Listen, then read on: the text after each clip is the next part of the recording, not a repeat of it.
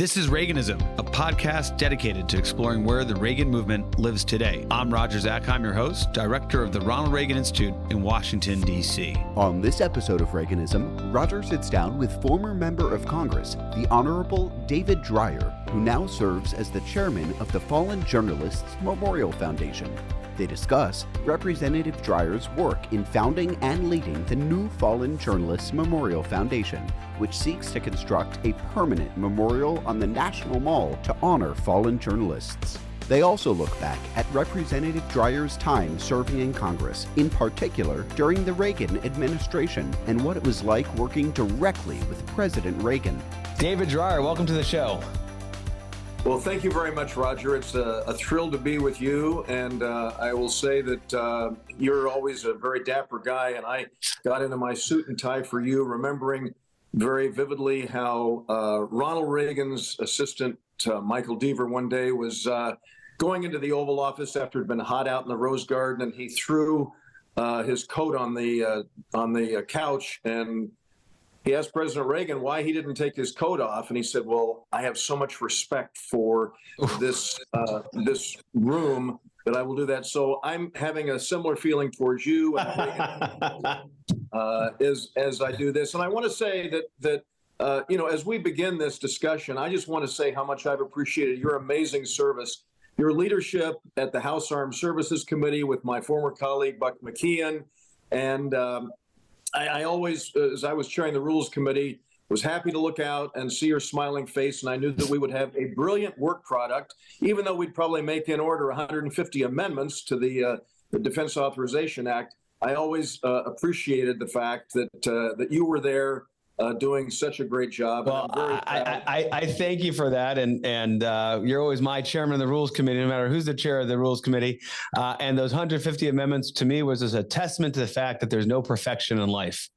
Yeah, no, that's exactly right. I only did that job for 14 years. We had 6-year term limits for committee chairs, and I kept trying to leave, and I ended up staying longer than I had planned. I was either the chairman or the ranking member for 14 years, but we can get into that later. But let me just also at the outset express appreciation to not only to you, but to Fred Ryan and Dave Trulio and of course his predecessor, my friend John Highbush, who worked on Capitol Hill as well, and then of course Anthony Eames, who brought us together in August for the largest gathering of scholars at any presidential library ever. And so you all are doing very great and important things. My friend Bob Cochran, who of course had worked for Buck as well. So many people there that you have done such very important work. And from my perspective, Roger, I will tell you that it's really more important than it ever has been.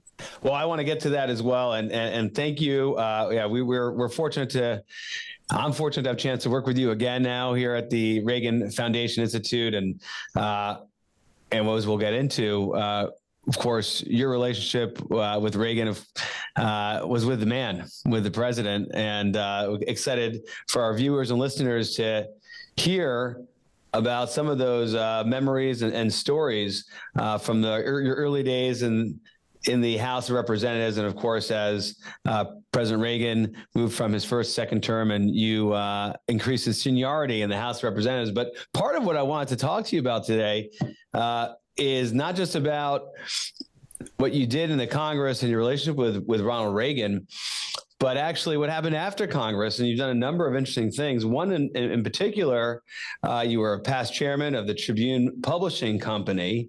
And then now, of course, your association leading the Foreign Journalists Memorial Foundation, which I'd love for you to talk about, in particular, a monument that will go up on the mall, which sounds to me like a terribly bureaucratic process, but one you've navigated successfully, another testament and accomplishment of yours. But that work, of course, you were involved in your years in the Congress, but really the focus now on freedom of the press and how you came about it. That's an amazing story, which I want our viewers and listeners to hear.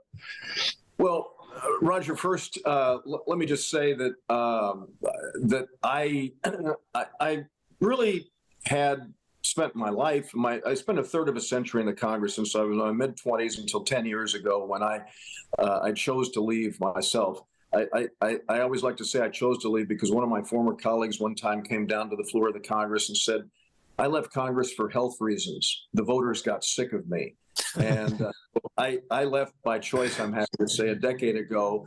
And I wanted to leave while I was in my 50s. Lee Hamilton, who had been the chairman of the Foreign Affairs Committee and with whom I co-chaired the Joint Committee on the Organization of Congress in 1993, told me that I should leave while I was in my 50s so that I could have, another career beyond having, spent my life in the Congress.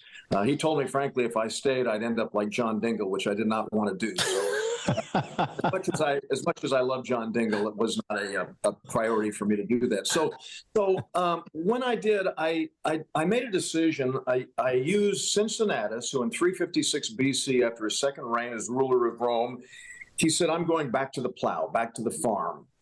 And James Madison famously said, Roger, that you should serve and then go home and live with the laws that have been passed. And so I was actually, at that time, I was in the process of, I did interviews, potentially doing a show on Fox. Roger Ailes had me, and then Jeff Zucker, who was head of CNN, was talking to me about that. And I talked with Bob Barnett, who was a lawyer. That, I was approached about opportunities in Washington.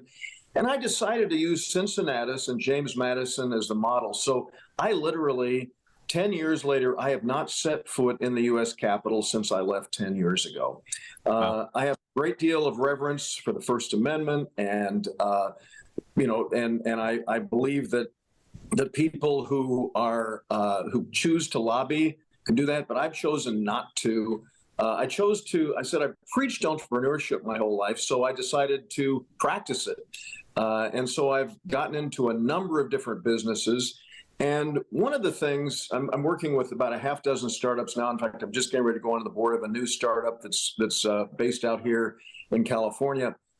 But one of the things I felt strongly about, and people encouraged me not to go on too many, but I went onto one public company board, and I was approached by people from several different companies. I mean, Chevron, Gilead Sciences, Freeport-McMoran, there were several of them.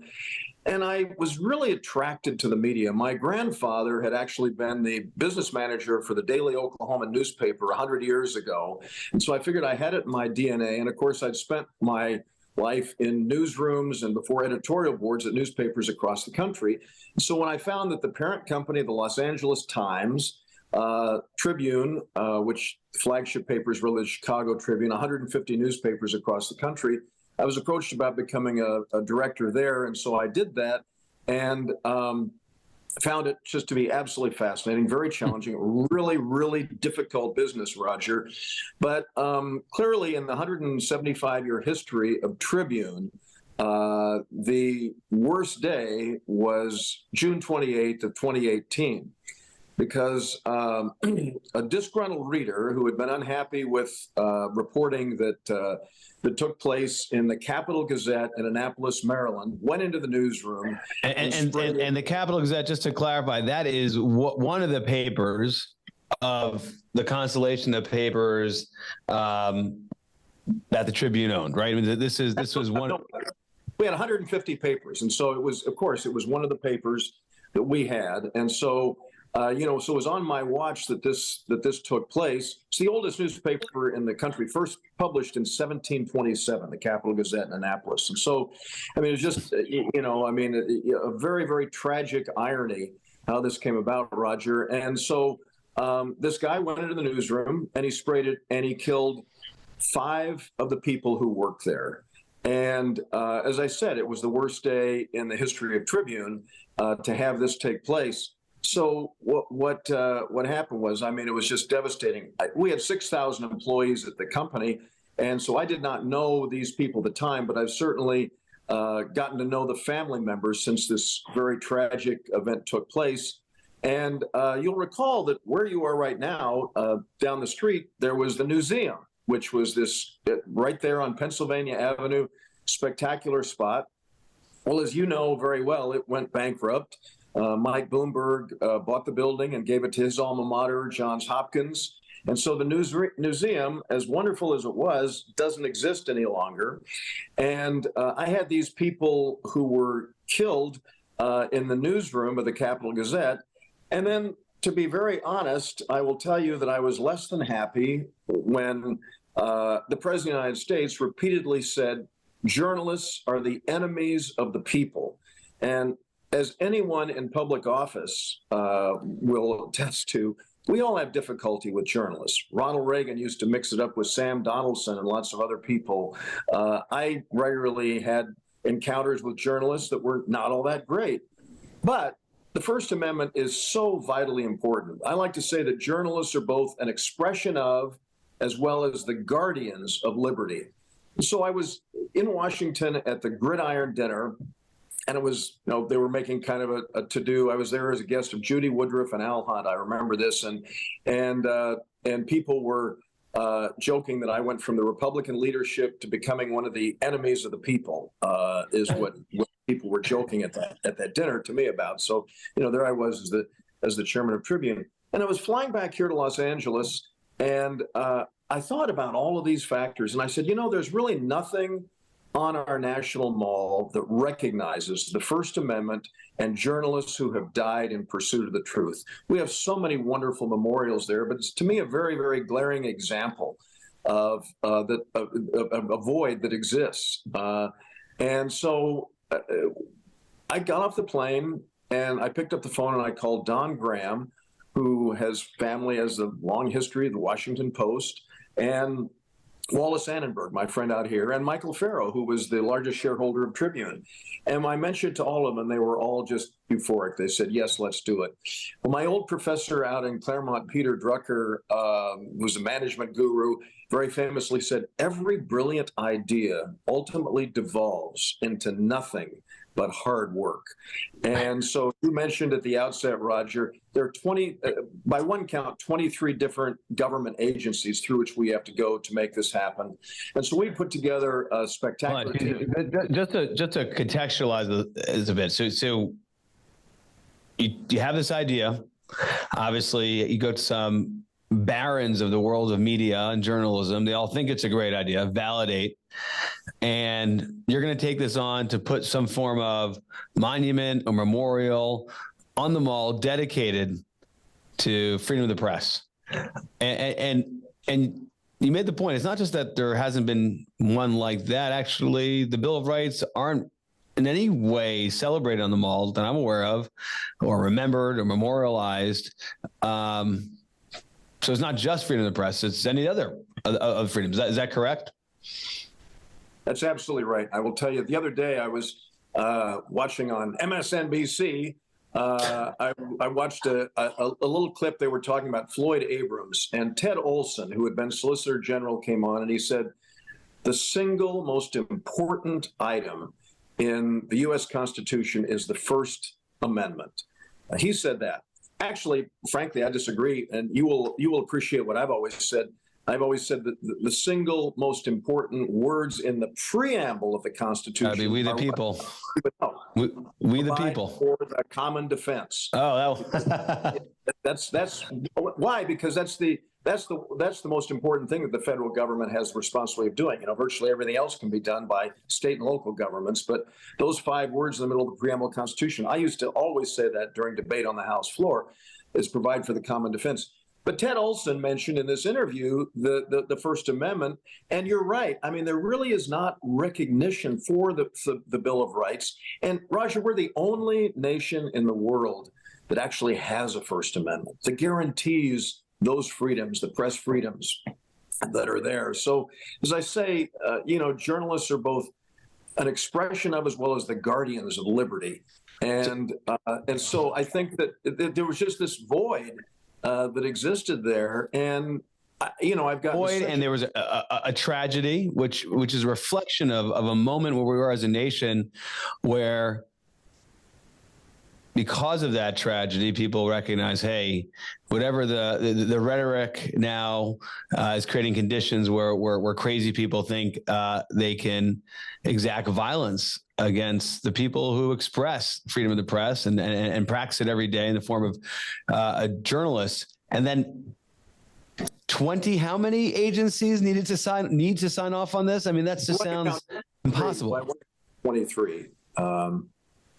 But anyway, it's a daunting and overwhelming task, and we've got this amazing woman who's like me, volunteer president of the foundation, Barbara Cochran, who was the executive producer of Meet the Press. She was a vice president of CBS. She worked originally at the Washington Star. She was National Public Radio. Her husband is John Cochran, who was a longtime reporter on NBC and ABC, and so our team, working closely with the people that you mentioned, these iconic people, Don Graham, the Annenbergs, and others. As I did this, they helped me find Barbara to do this. I have my former Rules Committee staff director, Vince Frandazzo, is the project director for this. And so we have taken this on with a great deal of enthusiasm. We announced the formation of it 1 year after that tragic day. So it was June of 2019 that we announced it. And it is a multi-year project. And as you mentioned, with all these agencies through which we have to go to get this, the Commission on Fine Arts, the Park Service has been phenomenal. I mean, I will say that we just got an email in the last week, which basically was so complimentary of the way we've been able to do this, because many people, Roger, have ideas and they want to put a memorial on the National Mall. But frankly, from what I've observed, we've gotten just about the last spot. We have the entrance, the east entrance at the base of the U.S. Capitol, looking right up at the Capitol, a third of an acre that's ironically and interestingly and appropriately right across the street from the Voice of America. And they have the highest number of deaths of journalists in the world. You, of course, know where the Botanic Gardens is. Basically the intersection of independence. So it's on the house side, looking up at the Capitol, right? Correct. So it's the east entrance to the National Mall. So it's the intersection of Independence and 3rd Street. And there's a little stretch of Maryland, which symbolically is important because we all know how the Fourth Estate journalists are to be independent of the government. And so this is an island that is right there at Independence, 3rd, and Maryland. And one of the things I argue about journalism, but I argue that conservatives should actually embrace journalism, because what is it that journalists do? They challenge authority. They challenge power. They hold people's feet to the fire. And what is it that we as conservatives believe is the greatest threat? And that is the power of big, massive government, which, Thomas Jefferson and Madison both put this forward. I mean, Jefferson had the most powerful inaugural address, March 3rd, 1801, when he said, "My fellow citizens, a wise and frugal government shall restrain men from injuring one another and shall leave them otherwise free to regulate their own pursuits of industry and improvement, and shall not take from the mouth of labor the bread it has earned. This is the sum of good government." And so that's why I believe. And then, of course, Jefferson famously said, if given a choice of living in a country with government and no newspapers, or newspapers and no government, I choose the latter. And then Madison had another one, and I learned this one when I walked in. One of the first times I walked into the Tribune Tower, which is this sanctuary in Chicago, and here I was walking into this Tribune Tower, which now actually they built condominiums above and they've got a new high-tech office, but the tower itself and this entry is being preserved. And I looked up, and all these famous quotes were there. Voltaire's famous, "I disagree with everything you have to say, but I'll fight to the death for your right to say it." But I thought I'd read everything Madison, because out here at Claremont, where I went to school, I had to memorize the 10th Federalist. I had the Federalist pounded into me. But I read this quote of Madison's, which was just really striking, Roger. Madison said, "To the press alone, checkered as it is with abuses, the world is indebted for all the triumphs that have been gained by reason and humanity over error and oppression." I mean, those are the words of the guy who is the author of the U.S. Constitution. See, I've committed those to memory because of this project, taking this on, looking back at what the framers had to say on it. We're with David Dreier, former congressman from California, longtime chair and ranking member on the House Rules Committee, friend of the Reagans. and now leading this amazing project to put a monument on the mall by the Fallen Journalist Memorial Foundation. I think the geography here is really important. And as you're describing this, I mean, you take a step back and you look at the genius of the design in Washington. People love to call it the swamp, but you think about the Congress, right? The People's House leading up on either side. It's guarded by the Constitution Avenue and the Independence Avenue, or Declaration of Independence, and that space between the Congress, the Capitol building, all the way down, of course, takes you looking at the Lincoln Memorial at the end, and in between the Washington Monument. And that's the design. That's kind of what guards the Republic, right? It guards the people. The people congregate in that mall, which can hold up to 1 million people, but they're looking up at the Capitol where the elected officials are, and the guardrails are the Constitution and the Declaration of Independence. And now we'll have this monument. Talk for a minute about the monument.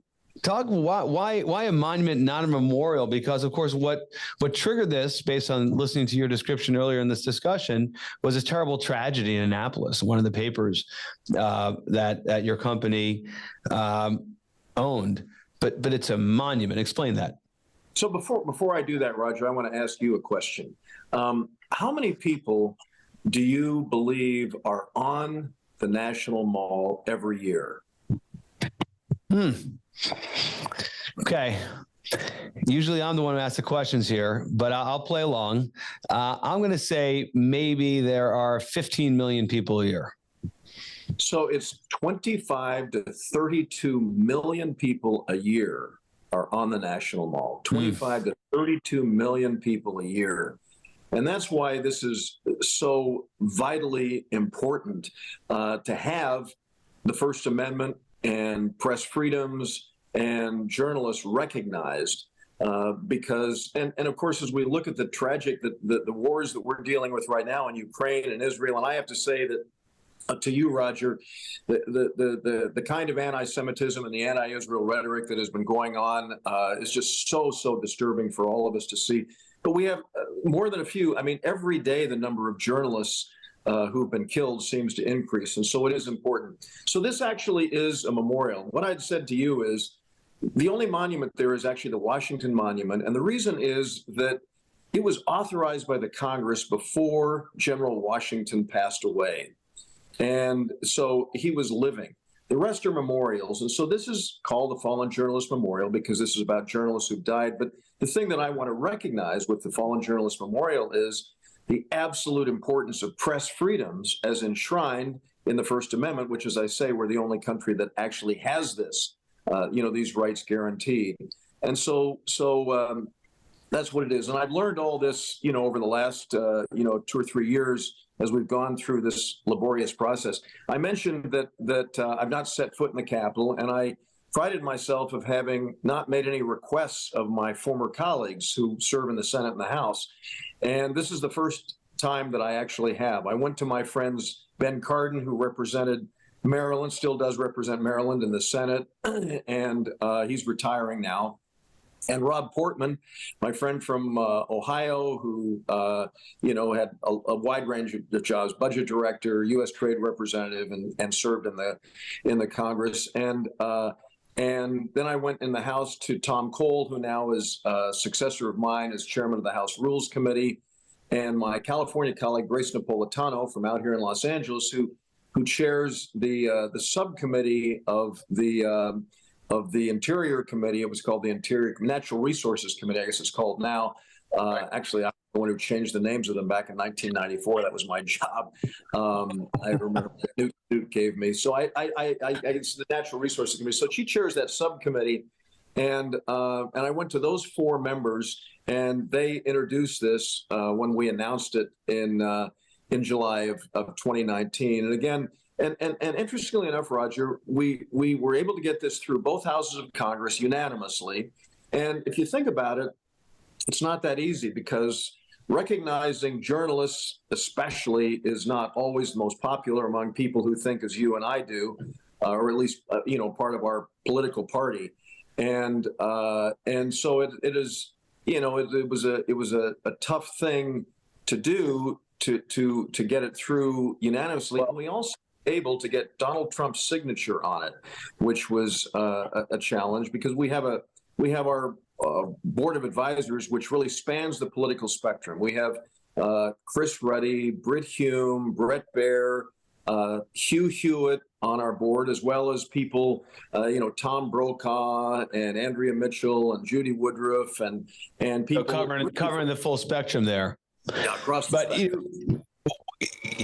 My recollection of your time in the Congress, I mean, here we're talking about your commitment to freedom of the press and what you're doing to make sure that our nation celebrates it, is educated, values it, and there's no better way to do that than having presence on the national malls we've discussed. But in addition to your role in leadership, you always were someone who took your time in the Congress to advance human freedom and democracy. In fact, there's a picture which our viewers and will have a chance to see from Peter Hanifer's book, Reagan's old aide, where it's a picture of you in 1988 in the Oval Office greeting an Afghan boy. It's you, the boy, and Ronald Reagan. It's of course one of what Reagan did in support of the Afghan people in countering Soviet aggression there in the 1980s. Perhaps less well known, but was clearly you were a key player along with Charlie Wilson and others. I mean, the focus on freedom at large, it was a big part of what Reagan emphasized and brought to office, and a big part of your tenure. Talking about freedom of press, but more broadly, human freedom.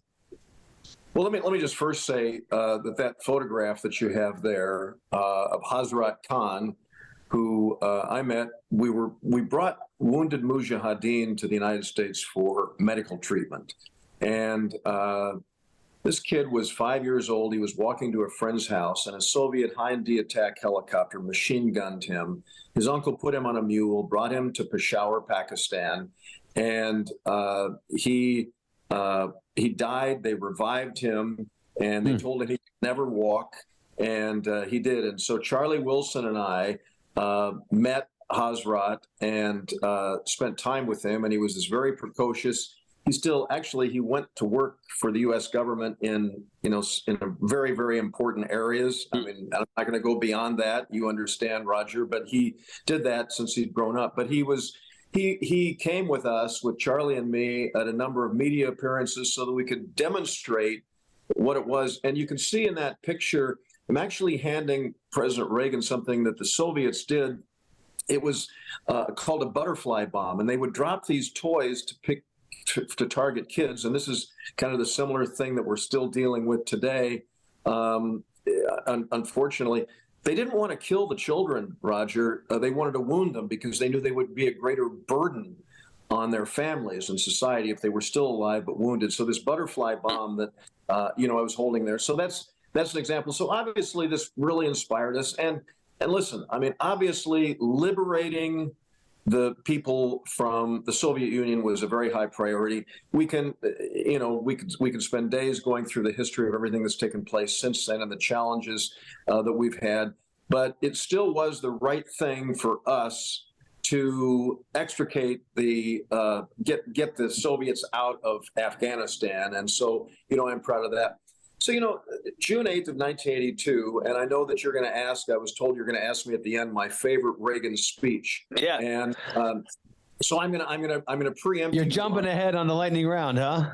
Yeah, Go for it. Lightning round because your team gave me the three questions that you want to ask. So of course they are on my mind. But so one of the things, Roger, is that we had as I think about what it was that Reagan did on June 8th of 1982, he delivered this speech to Westminster, which basically is his ballots over bullets, and it's the speech in which he advocated the establishment of the National Endowment for Democracy. And so I joined and went onto the board of what actually I played a role in naming the International Republican Institute. It was first called the National Republican Institute for International Affairs, NRIIA. So Dick Lugar and I were at a board meeting, and I just proposed. I looked on a napkin. It was sort of like Art Laugh for the napkin, and Lugar and I were sitting there. I said, "Well, what if this is International Republican Institute?" So I said, "IRI." So I raised my hand because people couldn't say the name of it. So I said, "I propose, Mr. Chairman, that we change the name from the National Republican Institute for International Affairs to the International Republican Institute." Everybody said yes, so we named it. That's how we named the IRI. I remember that meeting very vividly, and we all got a good chuckle out of that. But that was part of the vision that Ronald Reagan put forward, establishing the National Democratic Institute, the Chambers of Commerce, organized labor, all part of the overall umbrella of the National Endowment for Democracy, which had as its goal, and the things he pointed out in that speech were so important. What Reagan called for was fostering the infrastructure of democracy. Yep. And we recognize that the real work takes place between elections. And I always like to say one election a democracy does not make. We've learned that in more than a few countries. And frankly, Hamas's election in Gaza is a perfect example of that. It took place in 2006, and it hasn't happened since. So the thing that I think is really important to recognize here is that this was an idea that Ronald Reagan had that was outlined in that famous speech, June 8th of 1982, and I wanted to build it. So in 2005, my Democratic colleague, David Price, and I came together, and we established a commission in the Congress called the House Democracy Partnership, which is really an offspring of the National Endowment for Democracy that Ronald Reagan put there. The argument, and you can relate to this, Roger, as well as anyone, and that is recognizing that the body that is closest to the people throughout the world are the parliaments. Even if they're not directly elected, they somehow have ties to constituencies for the most part. And so, you know this from having gone on congressional delegations and all. Members of Congress would tend to go into countries, and they would fly in and meet with prime ministers and presidents and the executive leaders. So we said that strengthening the parliaments in new and re-emerging democracies will do more to help promote political pluralism, the rule of law, democratic institutions than most anything. And so, and you traveled the world. You and Congressman Price traveled the world with this. I mean, really reinforcing freedom and kind of transition of power, and of course elections and the like. Right. Well, what we did was, and I used to quip. I said we'd shared the experience of the United States Congress with these parliaments in the new and re-emerging democracies, and we've done it. Now it's higher. We've done it in by 21 different countries all over the world. And I used to quip that if they saw the United States Congress in operation, they may want to go back to totalitarianism in their countries. But the fact of the matter is, we actually did have our experiment. And so what we did, Roger, is we would go in and share the committee structure that we had. In fact, in Afghanistan, the parliament in Afghanistan is basically set up with very similar to the structure that we have in the House of Representatives. And, in some ways, I felt like a founding father being there. I remembered that as we go back a decade to the uprising in the Arab world, what was sometimes called the Arab Spring, I remember being in Tunisia and helping them put their constitution together as they were looking at changes. And obviously, things have not gone perfectly. We all know it's a constant work in progress. Ronald Reagan famously said we're, one generation away from extinction. And so, it is a struggle. And then I always like to say, too, as I look at people in Egypt, we declared independence in 1776, but I always like to point to the fact that it was March of 1789 that our government was actually put into place. So it took a long time to make it happen. So many countries that are struggling today that we've worked on are still struggling, and they have fits and starts. Yeah, I think that's a sound point, and we have to have the patience. The 1776 to 1789 point is one that is not made enough, and the infrastructure, what Reagan spoke about at Westminster, which you, of course, added to that infrastructure with the caucus that you co-led, adds to that infrastructure, and that, in terms of parliamentary exchanges and the like. I mean, that's just the essential work and it's one that is never finished, right? I mean, this is constant engagement is required. And we as a country, I think, and our leaders can't give up on that. And that's where I feel like the difference when I remember you leading in the U.S. Congress and where we are today is that so many people are pessimistic about our own democracy at home. They don't feel that there's a role for the United States to lead, and obviously Reagan was pivotal in his day when they were the doubters and then the declinists, and his response was not to indulge that thinking, but actually to counter it with force. And you did the same in your time. Peace through strength. Peace through strength. Peace through strength, and then the Reagan doctrine in terms of advancing, whether it be the Afghans, and of course, with Westminster. I mean, these are all the necessary pieces. I'm curious, though. I mean, you have loved listening to you about your tenure, about what you're doing now. One of the things I always enjoyed also talking with you with David Dreier, former congressman from California and longtime chair of the Rules Committee. So you had this wonderful personal relationship with President Reagan. Did you ever talk freedom and democracy with him? I did, and let me just say at the outset from what you were mentioning earlier about this whole notion of the promotion and expansion of democracy, and you mentioned, Roger, this kind of pessimism that is there. I'm reminded in 2008, I went with Nancy Pelosi to the 60th anniversary of the establishment of the State of Israel. And I remember sitting with Ehud Barak, who'd been the prime minister at that point. He was the defense minister. And I said to him, because of my training with Reagan, I said, I'm an optimist. And Ehud Barak looked to me and he said, young man, a pessimist is an optimist with experience. And I was struck by that, but I told him that I did not want to let that experience that we all gain with time slip into pessimism. And I'm reminded that, Ronald Reagan's wonderful statue that's in the great rotunda of the Capitol, Roger, and I know you've seen it many times, and I was there. My colleague Dan Lundgren was involved, and he was heading the administration committee. I remember we were working back on it then, and the front of it has Ronald Reagan's name, and on either side, one side has the state of the seal of the state of California, the other side the seal of the United States of America. And not many people get to see the three quotes that are actually on the back of the statue. And unfortunately, it is on the back and it's against the wall. So I encourage anyone who goes into the great rotunda of the Capitol to crawl around and look and look at the three quotes there. They're very, very simple. The quotes that for Ronald Reagan is, America's best days are yet to come. Our proudest moments are yet to be. Our most glorious achievements are just ahead. And so I always try to hang tough with that. And then if I can tell the story that I think one of my very favorite stories about Reagan's sense of hope and optimism for the future beyond those three quotes, and you'll recall this story that I told, and this is actually true, and it's the first time that I heard it. We all know that there were really difficult times in the early part of his presidency economically for the American people, because we had, we had economic policy. When I was elected and Ronald Reagan was elected, interest rates were well into double digit. I mean, when I bought my place on Capitol Hill, my interest rate was 16% for the place that I bought. I didn't rent because my family's business was real estate, and my dad said, we don't pay rent, we collect it. So he made me buy a place, which I'm glad I did ultimately. But so I bought a place on Capitol Hill, right next door to Mitch McConnell and Elaine Chao, interestingly enough, on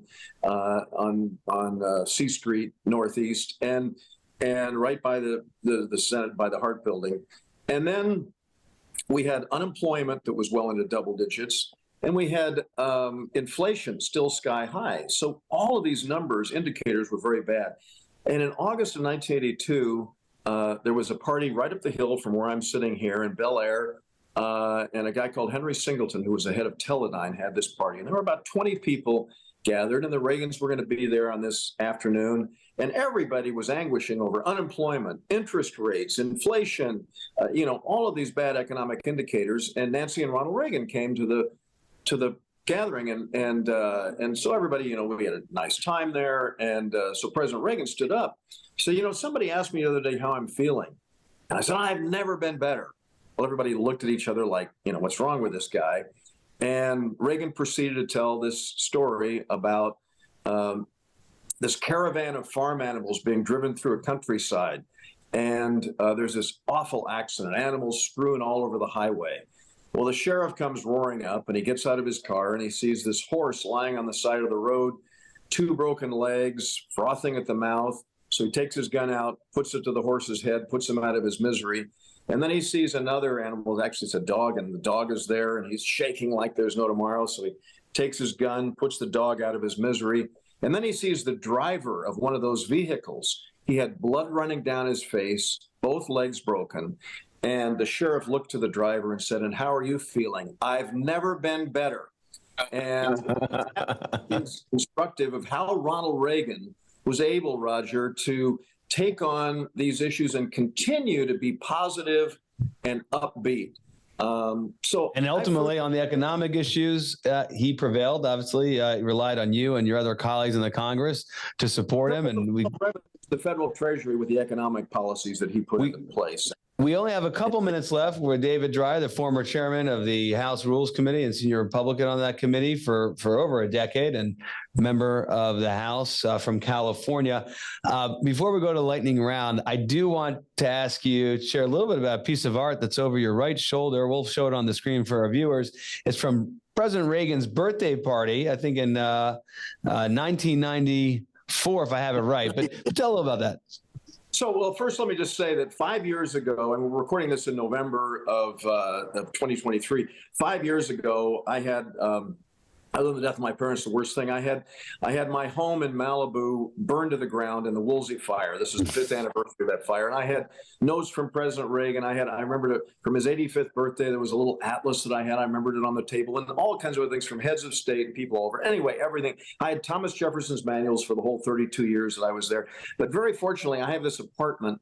And over my shoulder here is the napkin that was at the table. This was February 3rd. You'll see on there. It's kind of hard to see, but February 3rd, 1994. And I sat with this iconic artist called Peter Max. And not everyone knows who he is. He was an artist, famous artist in the 1980s. And he drew this drawing. It was this woman who was the love of his life. And he inscribed it. I just met him. He said, like, for David with love, Peter. And I'd never seen him before, never seen him since. But anyway, it was a very, very nice thing. So I got it framed because it's an original Peter Max that I've got. But the thing about that speech was it was the last speech, Roger, that Ronald Reagan delivered before he wrote the letter to the American people that he had Alzheimer's. And the thing I remember, and you'll recall that David Gergen had worked for President Reagan and then went to work kind of personally for Bill Clinton later. And so Reagan was getting ready to deliver this speech, and he got up and he kind of wavered a bit, and everybody gasped. I mean, Margaret Thatcher was at that dinner. It was a big Republican dinner that was held in Washington, and he got up, and people were concerned about him and all. He got to the lectern, and he looked out, and he said, yesterday they flew the plane in, and we circled the White House, and I looked down, and there was everything just the way I remembered it. The Rose Garden, the South Lawn, David Gergen. And I mean, he gave a great speech after that. And it's so memorable because that was the last public speech that he delivered before he wrote that letter. I've heard others refer to that event and that speech and how meaningful it was because he spoke to the American people through his speeches, right? He connected the American people and advanced his policy, his presidency through the speeches. And so for the last one to be a good one, I know means a lot to those who saw him up close and worked in his administration, or in your case, in the political branch adjacent to his administration. Let's go to the lightning round. You've given us your favorite Reagan speech, the Westminster Address in June of 1982. David Dreier, do you have a favorite Reagan quote? You've thrown a few, maybe half a dozen out during the course of this conversation, one you want to mention, and your favorite Reagan book. Appropriate to you, obviously, in all the arsenals of the world, no weapon is so powerful than the weapon moral courage of free men and women. So that's obviously a powerful one. First inaugural. We love that one. Yep. But the thing is that in that speech, the Westminster speech, is something that to me is very instructive today, as we're dealing with a lot of discomfort. I mean, I want to bring Reagan back, and I kind of moved beyond Reagan. If you go back 10 years, I said we need to move beyond it. But frankly, in the last 8 years, I have just said that we need to focus on it. So this line is in that speech, the Westminster speech. And he was talking about the Soviet Union. But think about this today. Self-delusion in the face of unpleasant facts is folly. If that isn't as instructive today as it was back when Ronald Reagan stated that, I don't know what is. And that's what we as Republicans need to think about, too, as we proceed. My favorite book is Lou Cannon's Ronald Reagan Role of a Lifetime. And by the way, I need to thank you, Roger. You hosted the 40th anniversary of the class, the 54 of us who were elected, and we had like 23, 24 of us. Many of course, passed away. A group of us were in our 20s then, and so it was great to do that. Well, it was an honor, and one of the purposes of us being here in DC, get to engage with you and your colleagues who did so much, and in your case, I mean, continue to do so much for our country. Looking forward to seeing that memorial on the nation's mall, and look forward to having you back in the Capitol. June of 2028 is when we're hoping to dedicate it. Well, let's plan on having a side event over here at the Reagan Institute at the time of dedication. We'll do it, Roger. We'll be together many times between now and then. Look forward to it. Thank you so much. Take care. Thanks so much, Roger. We hope you enjoyed this episode of Reaganism. New episodes premiere weekly every Monday on YouTube and all podcast streaming platforms. If you like this episode, be sure to let us know and share with a friend.